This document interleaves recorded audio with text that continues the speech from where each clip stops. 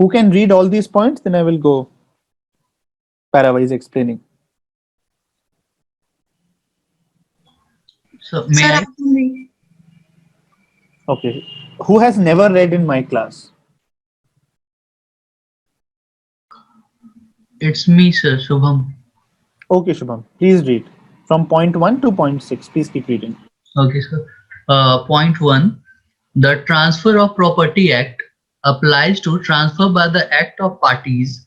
It does not regulate a transfer by the operation of law, that is, a transfer which is necessitated by the order of a court of law, for instance, insolvency, forfeiture, court sale or auction, etc. Therefore, its operation is limited to transfers by act of parties only, except a few cases said by Section 2 of the Act. Point 2. The Act is not exhaustive as it does not contain a complete law for all kinds of transfer in media. Just as there are several kinds of properties, there are also several modes or methods of transfer. Thus, this Act does not assimilate the rules for all the modes of transfer for the property of every kind. Moreover, this Act is not exhaustive even with regard to the transfer by the act of parties. This is because in this kind of a transfer too, there are several allied or correlated matters for which there is only a passing reference, and detailed rules on such allied matters are not available. For instance, though the Act deals with mortgages and charges, it has not been regarded to be exhaustive with regard to their transaction. Similarly, even though the easements right are proprietary rights, the Transfer of Property Act is not applicable to easements. Easements have been separately dealt with under the Indian Easement Act 1882. Point third, Just a this second. act. Uh, So let's look at these 2 points first. okay, sir. Applies to transfer by the act of parties, right? As we've already covered. It does not regulate a transfer by the operation of law. That is transfer which is necessitated by the order of a court of law. For instance, insolvency, forfeiture, court sale, auction. So when the matter involves the implications of an auction or a court sale, गिरवी रखी हुई है property, बिक रही है, दिवालिया हो गया है, इंसॉल्वेंसी हो गई है. In such situations, you cannot come under the purview of the Transfer of Property Act. So the operation is intended to transfer by acts of parties only, except a few cases saved by Section 2 of the Act. Can someone, in fact, Kirti, can you open up Section 2 of the Transfer of Property Act in another window? Yes, sir. Just a minute. Yes. Till then, all of you, please have Section 2 of your acts with you.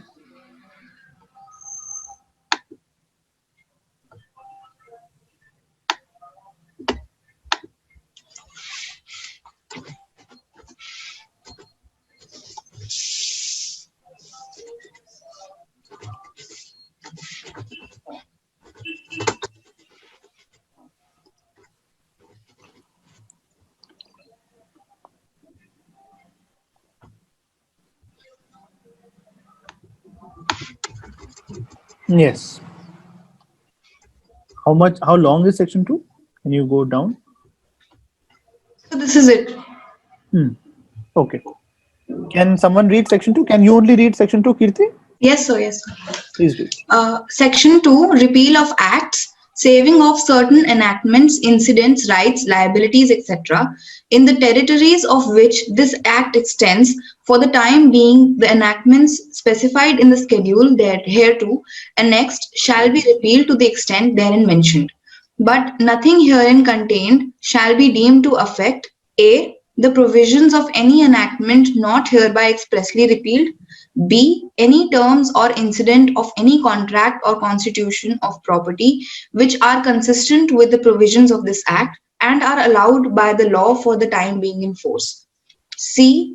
any right or liability arising out of a legal relation constituted before this act comes into force, or any relief in respect of any such right or liability, or D. Save as provided by Section 57 and Chapter 4 of this Act, any transfer by operation of law or by or in execution of a decree or order of a court of competent jurisdiction, and nothing in the second chapter of this act shall be deemed to affect any rule of of Mohammedan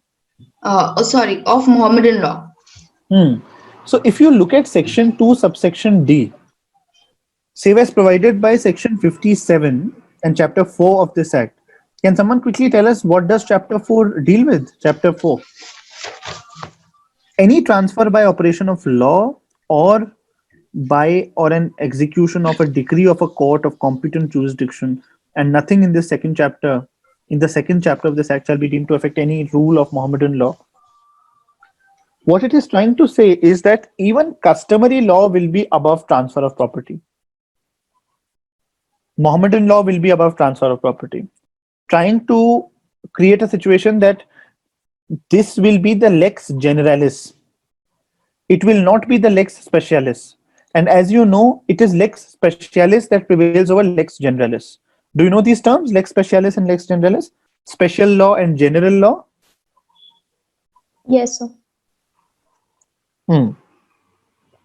Okay. What does chapter 4 deal with of the act? So mortgages and charges. Mortgages of immovable property and charges. Yes. So mortgages. So mortgages में जो provided है उसको अलग रख के वो कह रहा है, which means mortgages and charges के provisions could very well deal with a cross section of customary law things also. Okay.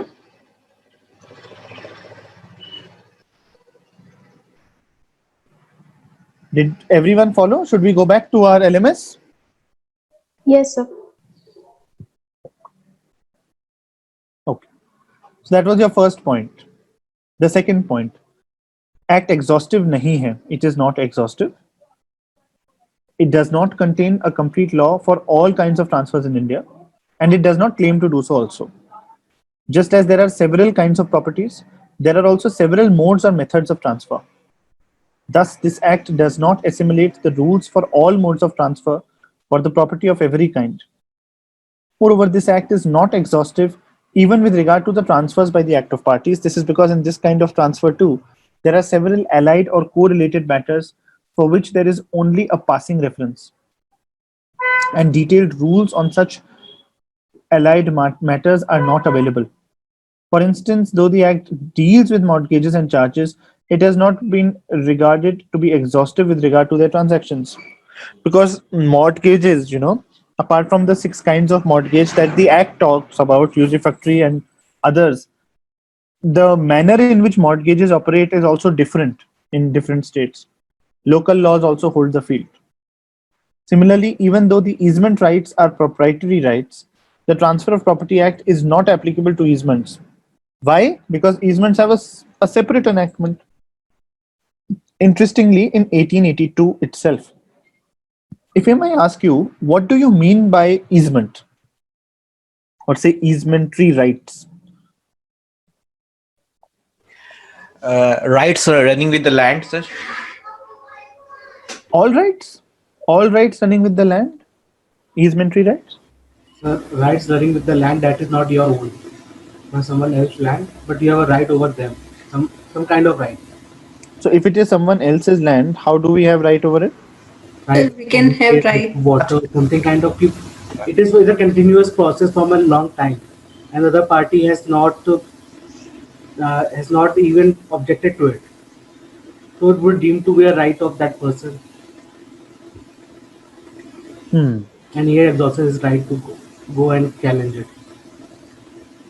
So why do you think there are 2 different acts for transfer of property and easement?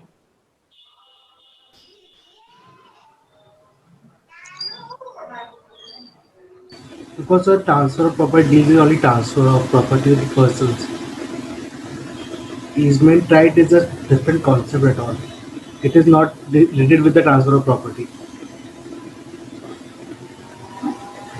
Easement has no relation with it. With this act, Easement right is a check on the transfer of property, right? Okay, how can we say so? How can we say easement checks transfer? ये तो मैं तो right है transfer of interviews, मतलब अगर मैं act of the parties का right तो है मेरा, लेकिन एजमेंट जो एक्ट है ना वो चेक लगा देता है कि अगर आपने जमीन ये लोगे और इसके साथ अगर इजमेंट राइट जुड़ा हुआ है तो देना पड़ेगा आपको right two way. So, Or easement way, it need not be necessarily be transferred by the act of parties. Okay, so do you think easementary rights do not flow from acts of parties? Sir, it does.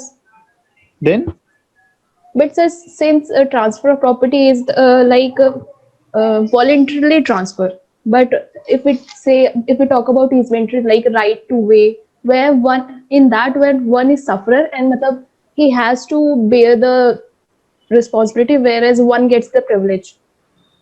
Sir personal law में भी right of easement का concept होता है. मुस्लिम law में शुफा preemption का concept, या Hindu law में को पार्टनर ड्वेलिंग हाउस को नहीं बेच सकता है किसी स्ट्रेंजर को. तो मैं ये आपसे पूछ रहा हूँ सबसे, why do you think the legislature in its wisdom has two acts for transfer and easement, or say in 1882 we had two acts? So I think these right of easement is not created by the parties. However, it is a statutory right provided by the. Why do we have a statute for it, a special statute for such rights? Why could the two rights not have come together in 1882 through a common law? Sir, easementary right is not a right of transfer, but it is just a right of it's a right of way. It is a right to pass over the soil of another person without interruption. So it is not essentially a transfer. It is just a use of the property for a particular purpose at the disadvantage of the owner. Yes. So that was very well said.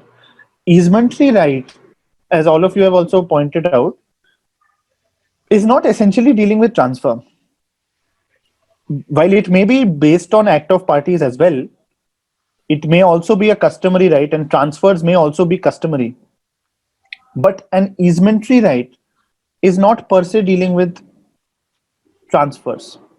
It is dealing with usage, exploitation of a particular right. Now, what a transfer of property subject to the terms of the transfer may do is it may also transfer ownership. It may or may not transfer possession. Easementary rights don't transfer ownership. Easementary rights also do not transfer uninterrupted possession. They are there for a specific limited purpose. So this is the difference between the two, and as they are two different concepts, they have two different legislations. There may again be overlap, but they are two distinct fields. Okay.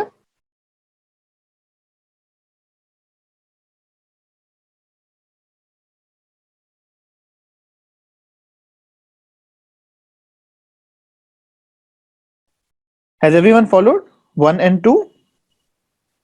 Yes, sir. Yes, sir. Okay. Shubham, you were reading. Please, can you continue from point 3 onwards? Yes, sir. Yes. Please. Point 3. This act mainly deals with the transfer of immovable property. The Sales of Goods Act 1930 regulates the transfer of movable property. However, certain basic rules regarding the transfer of property have been incorporated under the Transfer of Property Act. There are also applicable on movable property. Section 5 to 37 of Chapter 2, the remaining section 38 to 53A of this chapter contain rules for the transfer of immovable properties only. Further, so far as the specific transfer are concerned, the definition of gifts and exchange in the Act are not limited to immovable properties. They include the gift and exchange also of movables as well. On the other hand, The provision regarding sales, lease, mortgage, and charges are applicable to the transfer of only immovable properties. Point 4. As per Section 2 of the Act, the provisions of Chapter 2 of this Act do not affect any inconsistent rule of Muslim personal law. This chapter generally deals with the concept and principle of transfer. Thus, if there is an inconsistency between a provision of this Act and a rule of Muslim law, the rule of Muslim law would prevail. For instance, the provision of Section 14 that deals with the rule against perpetuity would not be applicable to family waqfs. Waqfs alal ullad created by Muslims, because please say slide are not visible. Yes, the rules of family waqfs under Muslims laws are inconsistent with the provision of Section 14. Moreover, gifts made by Muslims are governed by the Muslim law of hiba. Further, Section 129 of the Transfer of Property Act specifically provides that the provision of Chapter 7 on gifts would not be made applicable to gifts made by Muslims because of the above stated reason. Point 5. Section 2 of the Act exempts certain incidents of a contract or constitution of property from the operation of this Act. The Act also saves certain property rights from the mischief of this enactment. For instance, the right of partition of immovable properties is an incident of property, but this right is not affected by the provisions of the Act, and a valid partition may also be made orally. Point 6. The Transfer of Property Act has territorial limitation as well. For instance, the Act is not applicable in the state of Punjab. Over, sir.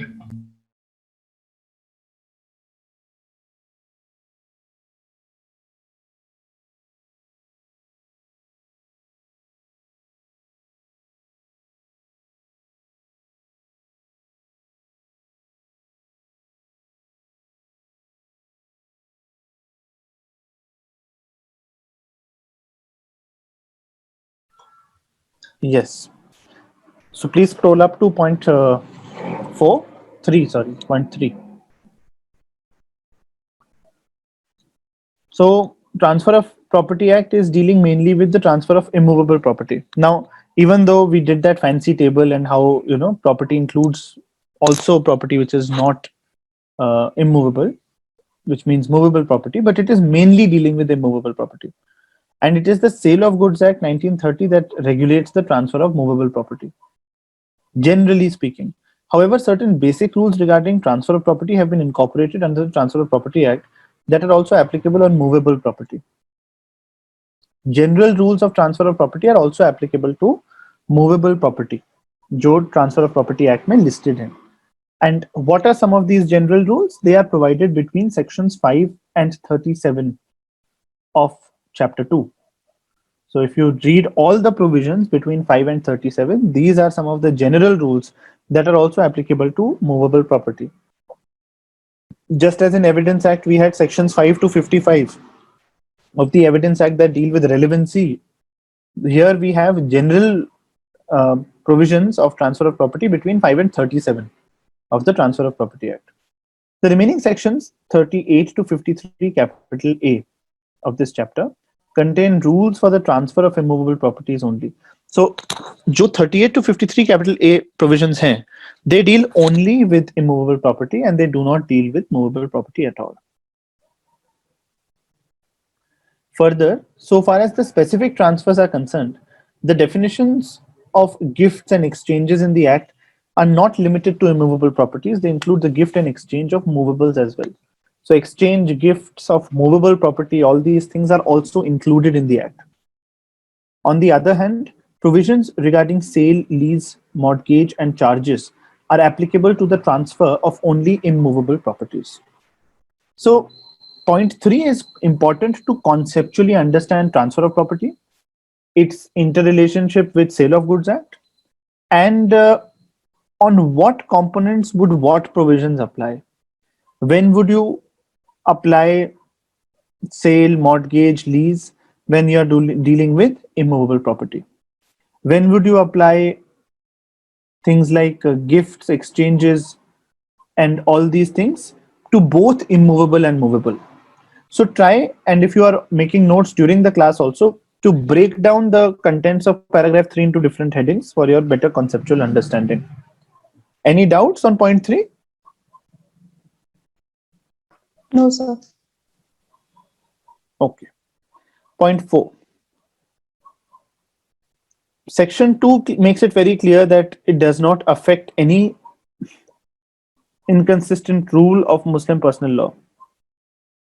The chapter generally deals with the concept and principles of transfers.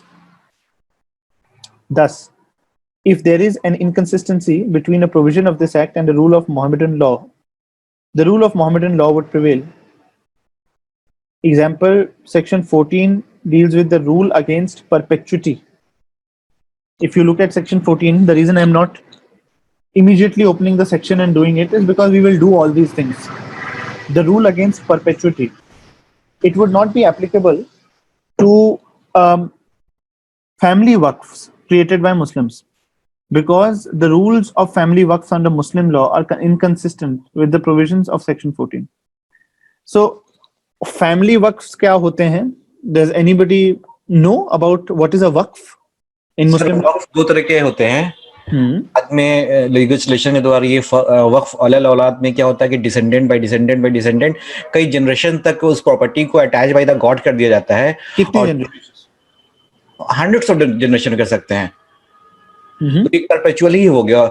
ऐसे कोई भी वक्फ आप perpetual नहीं कर सकते। एक generation के बाद वो जो भी उसका पायस या चैरिटेबल काउज है ना उसमें देना पड़ता था, लेकिन बाद में ये कंसेप्ट लाया गया वक्फ अलल औलाद का, जिसमें जनरेशन वाइज जनरेशन आप उस जो ट्रस्ट का पैसा है, वक्फ का पैसा है, उसमें यूज कर सकते हैं, उसके मतलब मेंटेनेंस पे, स्पेस पे, मतलब चैरिटेबल पर्पस से हट के भी यूज कर सकते हैं।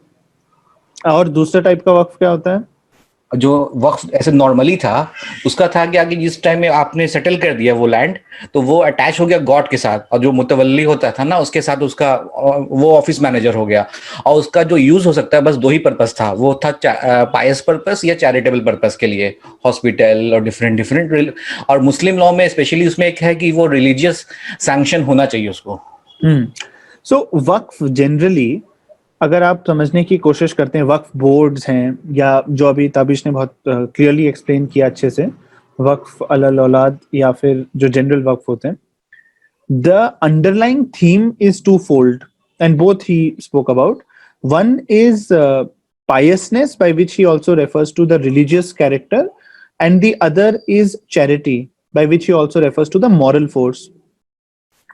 So this is an integral concept within the Muslim law, and therefore this concept within Muslim law has been protected even with the application of the Transfer of Property Act. Does that mean that Transfer of Property Act is not a secular law? So the Transfer of Property Act is very much a secular law. It applies regardless of creed, caste, sex.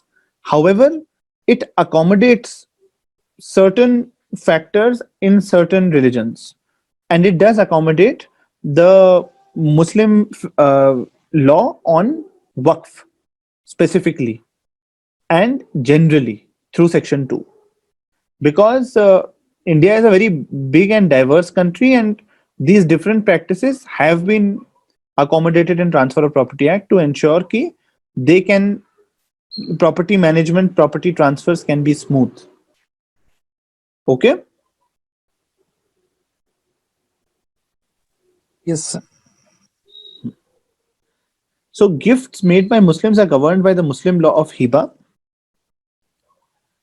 Does anyone know about the Muslim law of hiba? Hiba भी sir मुस्लिम personal law का concept है। उसमें क्या होता है, जब interviews जो होता है ना, उसमें डिलीवरी ऑफ पोजेशन जैसे होता है, अगर मूवेबल प्रॉपर्टी है तो उसको आप डिलीवरी कर दिए तो हिबा हो गया वो, और अगर इमूवेबल है तो उसमें उनका इंटेंशन देखा जाता है। बेसिकली अगर डिलीवर हो गया वो चीज उसको उसके लाइफ में तो वो हिबा होगा, मतलब inter vivos transfer in the Muslim law हिबा होता है। Very good.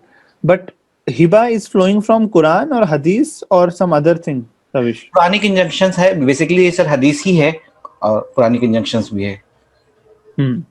So, hiba, as Ravish has already explained to you, is inter-vivos transfer in Muslim law, right? So, उसका भी एक सेपरेट कैरेक्टरिस्टिक जो है ट्रांसफर ऑफ प्रॉपर्टी एक्ट ने maintain किया है.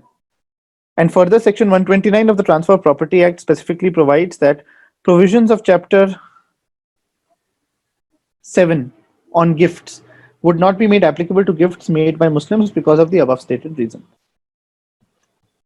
So, Muslims ka waqf system is specifically accommodated within the folds of the Transfer of Property Act as per Section 2. Okay? Yes, sir. Yes. Section 5. Section 2 of the Act exempts certain incidents of a contract or constitution of property from the operation of this Act. The Act also saves certain property rights from the mischief of this enactment. For instance, the right to partition of immovable properties is an incident of property, but this right is not affected by the provisions of this Act, and a violent partition may also be made orally. So, if there is a property and the two brothers or two sisters, as the case may be, living in that property want to have a clear demarcation and consequent partition of who owns what land. In a way, what they are doing is transferring certain amount of ownership to one another, or breaking up the common joint ownership into two distinct ownerships, and thereby by breaking of ownership undertaking some kind of transfer. So such things are not categorically covered in the Transfer of Property Act, and therefore this does not mean that such things or concepts in law or transfers are not allowed in law. They are very much allowed in law, but outside the Transfer of Property Act. Partition is not a concept that is being dealt with in the Transfer of Property Act, even though it is dealing with the acts of parties. Okay, so certain things such as partition would be dealt with under relevant principles of civil law, general law, but not specifically under transfer of property. So apart from specifically protecting the rights of Muslims, it is also specifically protecting partition and other kinds of such transfers that are not protected directly under the Transfer of Property Act. Okay? Yes, sir. Then the sixth point is the Transfer of Property Act has territorial limitations as well. For instance, the Act is not applicable in the state of Punjab. This is very interesting. Why would Transfer of Property Act 1882 not be applicable to the state of Punjab?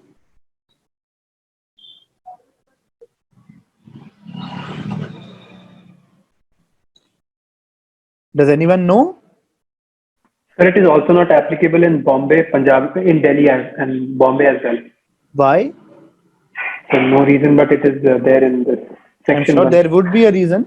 Who can present on this the non-applicability of the Transfer of Property Act to certain generally those portions to on which it is applicable? Other acts are applicable. Who said so? Sambhav, you will do it? So I can try why it's not applicable in these particular states.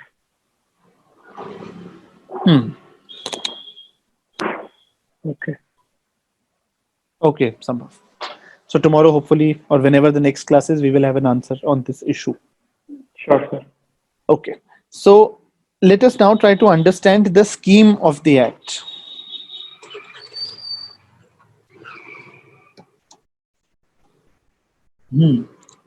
So this is how the Act is structured. The general division of the Act can be understood from this kind of a structure. Preliminary is section 3 to 4. I can't read this.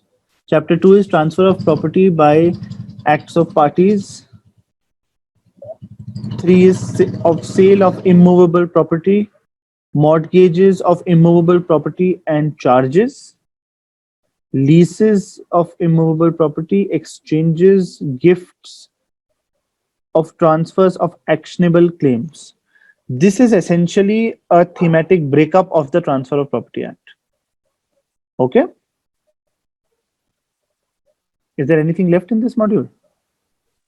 नहीं sir हो गया. Okay, you have a quiz for this module?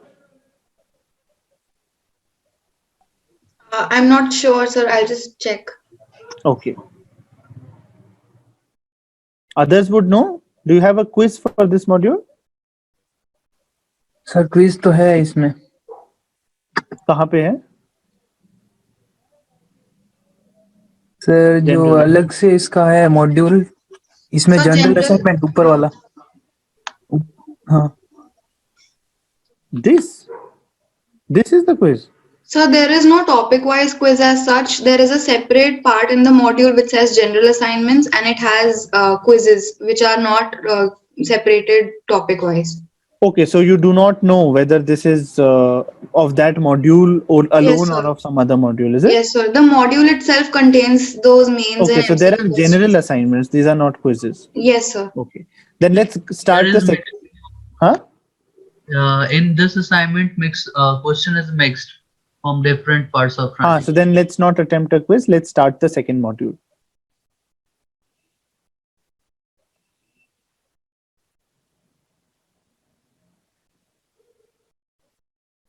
So is everyone clear with the first module? Any questions? I think that was very general. Now we are coming to the interpretation clause of transfer of property.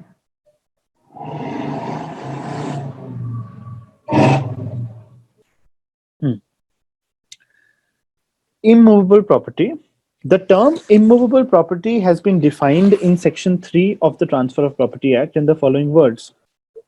Immovable property does not include standing timber, growing timber, or grass. This definition of immovable property is not exhaustive. It simply excludes standing timber, growing crops, or grass from the purview of immovable property. In this case, we resort to section 3 subsection 26 of the General Clauses Act of 1897, which defines immovable property in the following words. General Clauses Act में क्या definition है? Immovable property shall include land, benefits to arise out of land, and things attached to earth. This definition of immovable property will be applicable to the Transfer of Property Act as held in the case of Babulal versus Bhavani. However, even this definition is not complete. Moreover, the expression things attached to the earth, which has not been defined in the General Clauses Act, has been separately defined in section 3 of the Transfer of Property Act. It reads as follows. यहाँ तक रुकते हैं. Why do you think there is an exception for standing timber in the Transfer of Property Act? Sir Because it Yes. says like growing crop है sir section 3 में. Section 3 में books में मतलब act में वो स्टैंडिंग टिम्बर, ग्रोइंग क्रॉप्स और grass. एक second, I was reading from it. Yes, sir. Yes, it is growing crops. Mahima? Yes, sir. Got it. ठीक है. तो can someone read section 3 में immovable property का? Can you open section 3 Priti on the screen? Yes, sir. Just a minute.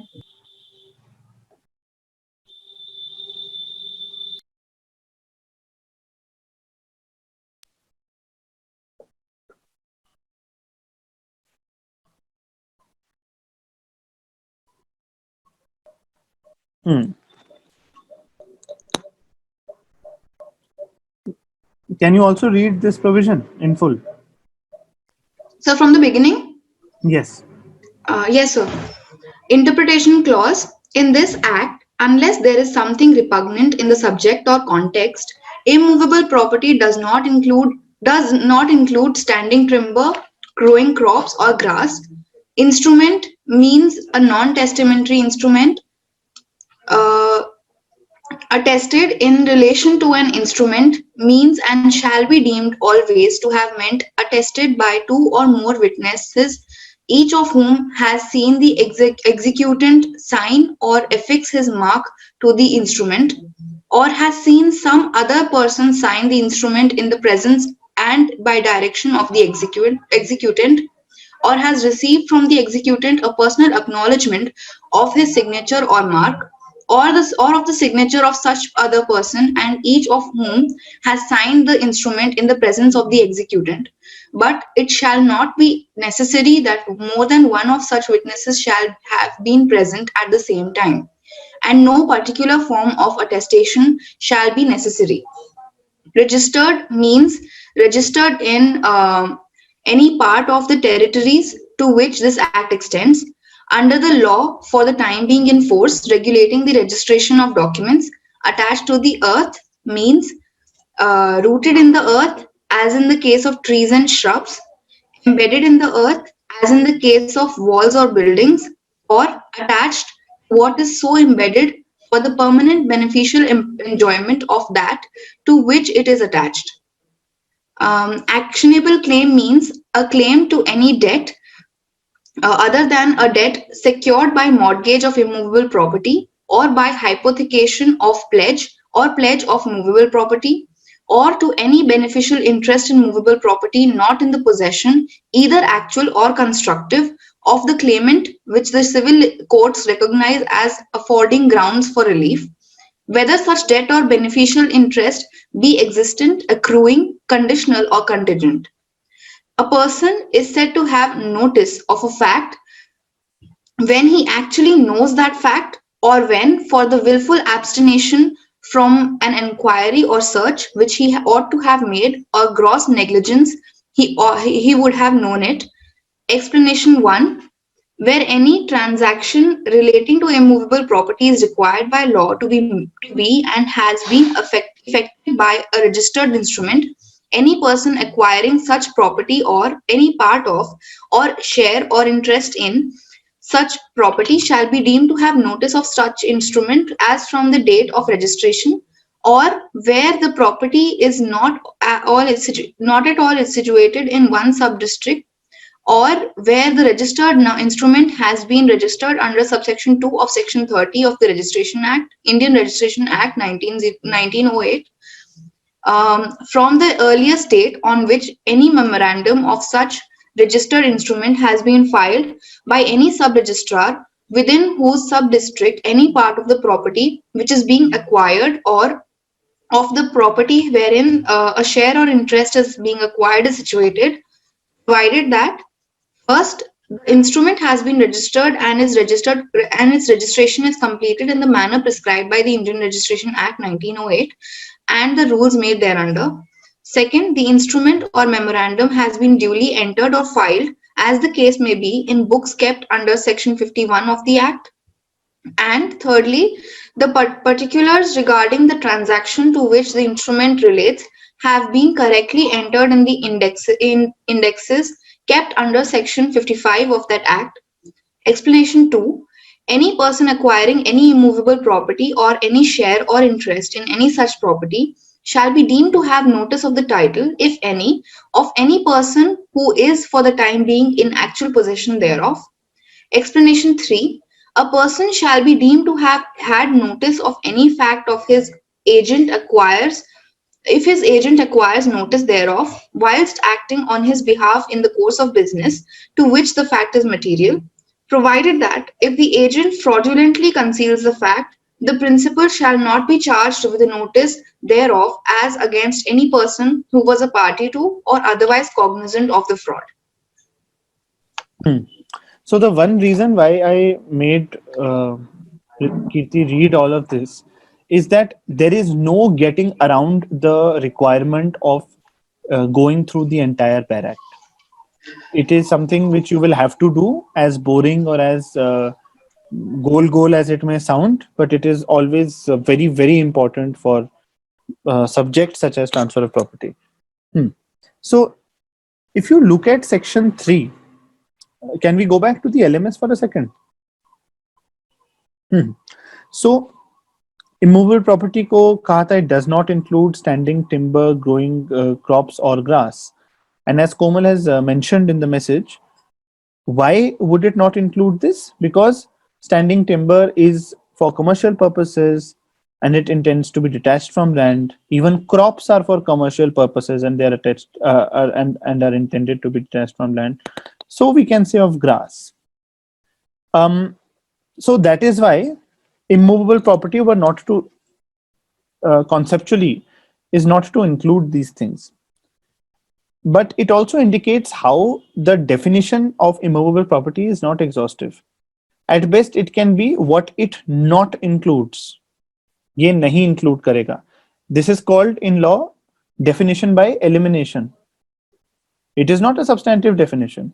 It is in a way a definition by elimination. Okay. Yes, sir. Now, if you look at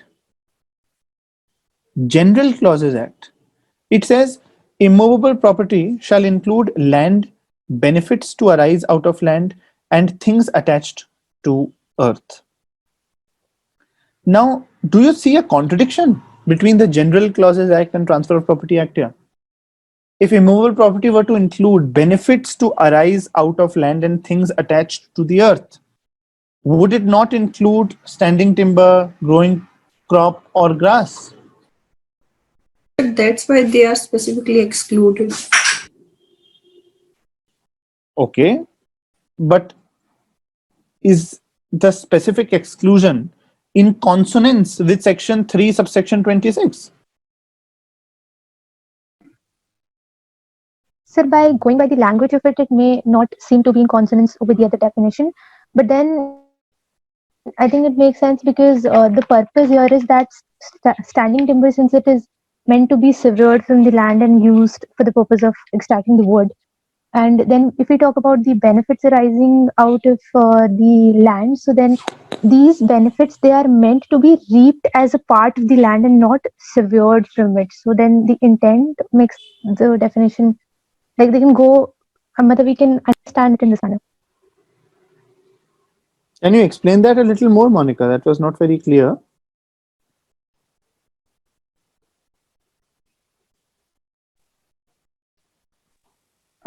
Yes, sir. So I wanted to say that जो यहाँ पे specifically mentioned है जैसे growing timber, standing timber. So then standing timber, as has already been mentioned by Komal, that the purpose of it is and why it is not included in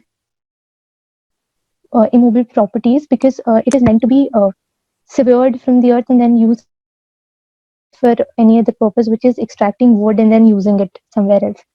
And then we look at the definition which is provided in the General Clauses Act. It is that immovable property shall include land and also benefits which are arising out of the land. So here, benefits arising out of the land, let's say there is a pond and there are fish in that pond. So that will be a part of the immovable property because they're meant to be there. मतलब उनको severe नहीं करने का intent है. So I think it boils down to the intent ki what is the particular benefit which is arising out of land. What do we want to? Sir, may I build up on what Monica said? Please do. Sir, actually, I had read somewhere that orchards or any fruit-bearing tree from which the fruit is to be enjoyed is included in immovable property because it is not to be severed from land, just like Monica said. So that comes under immovable property, and even the rights to cut grass is immovable property. The right in itself, in its sense, is immovable property, but the grass is movable property because that will be severed. But the benefit, in the sense of the benefit arising out of that immovable property, the right, that is included in the immovable property. Interesting. So, how many of you have taken presentations? I think Monica has taken the Satish Chandra Ahuja presentation. Sambhav has also taken one presentation. Kirti, would you want to present on this tomorrow? Yes, sir. I can present on this tomorrow. Maybe with a few case laws. 5 to 7 minutes is what I'm looking at, not more than that. With regard to why would you have standing timber, growing crops and grass as immovable property, and then benefits to arise out of them as also immovable property, like exclusion of standing timber from immovable property, but the benefits as immovable property. Yes, sir. Yes, sir. I'll do that. Okay, so Komal has written, General Clauses Act defines immovable property, which is used by several statutes. But as Transfer of Property Act is specifically dealing with transfer, so it excluded these 3 points. ठीक है, good food for thought. Let's hold that for a day for Kirti's presentation tomorrow. So I think Babulal versus Bhavani can also be helpful for you, Kirti, in the presentation. You can refer to it. Even this definition is not complete. Moreover, the expression things attached to the earth, which has not been defined in the General Clauses Act, has been separately defined in Section 3 of the Transfer of Property Act. It reads as follows: attached to the earth. Abhi jo padhai tha aapne. Let's see. Can you scroll down?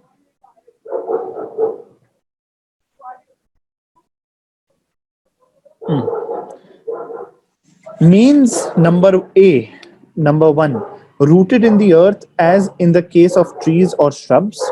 Number 2, embedded in the earth as in the case of walls or buildings, rooted, embedded. And 3 is attached to what is so embedded for the permanent beneficial enjoyment of that to which is attained.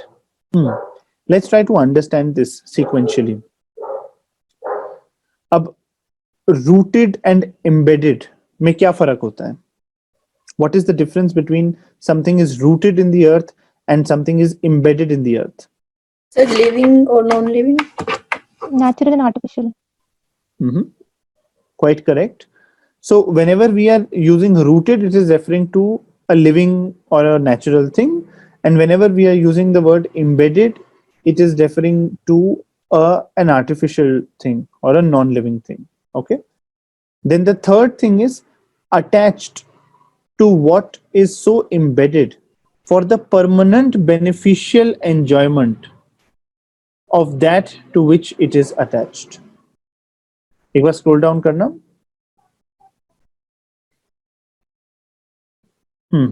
Let's try to understand it through this table. Attached to the earth, which implies that it is exhaustive. Attached to the earth is referring to rooted in the earth, which we know. Embedded in the earth, which we know. Attached to what is so embedded for the permanent beneficial enjoyment of that to which it is attached. What it means to convey is कि वो खुद जुड़ा हुआ है किसी ऐसी चीज से जो artificially वहां placed है for the permanent beneficial enjoyment of that to which it is attached. So if someone is talking about an immovable property and you are talking about a wall, and in that wall there is also a window, or say there is something which is so ingrained in it that it is an essential feature of that wall. Say these days roof tiles are coming with bird houses. Have you seen such posts sometimes on Facebook where they are where certain permanent design is coming in architecture? Now that particular permanent design is for the permanent beneficial enjoyment of the owner, and it is itself attached to something which is embedded. So say designs in a wall, designs of a window embedded in a wall, permanently so.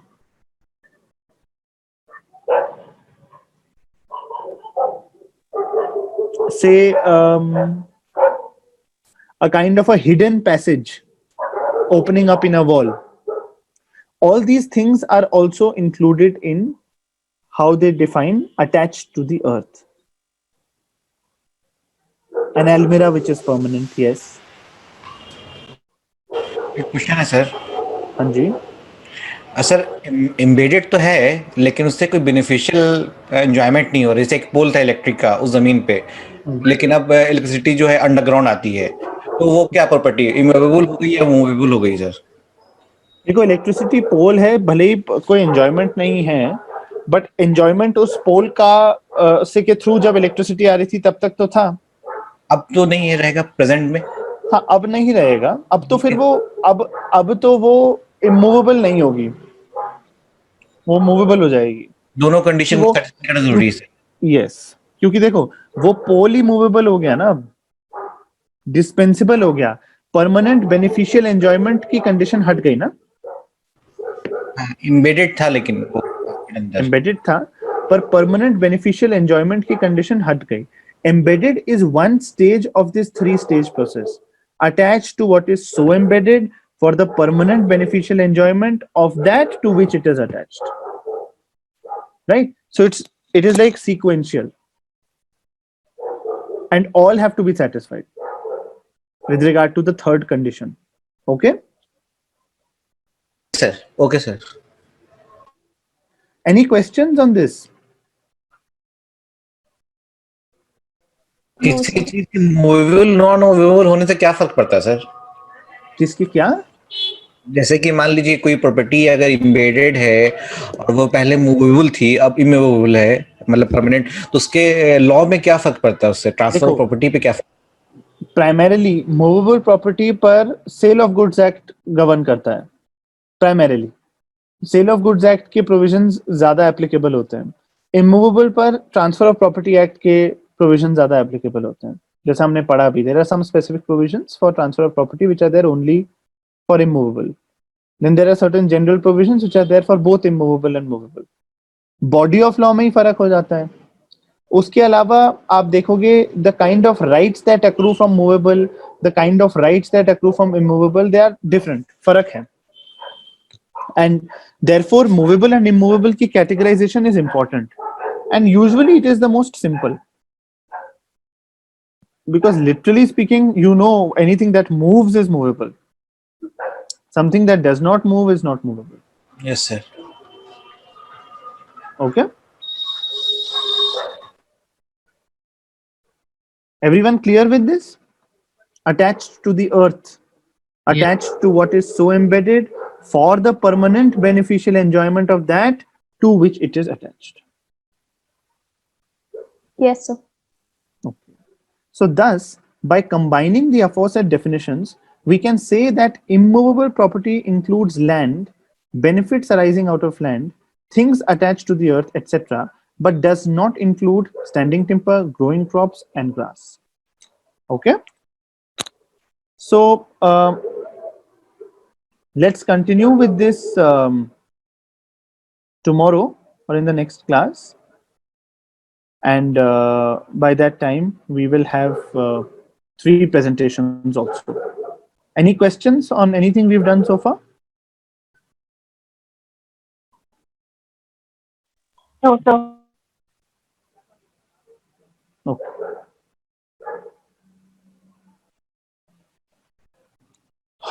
Okay then. Thank you. Goodbye. Thank you, sir.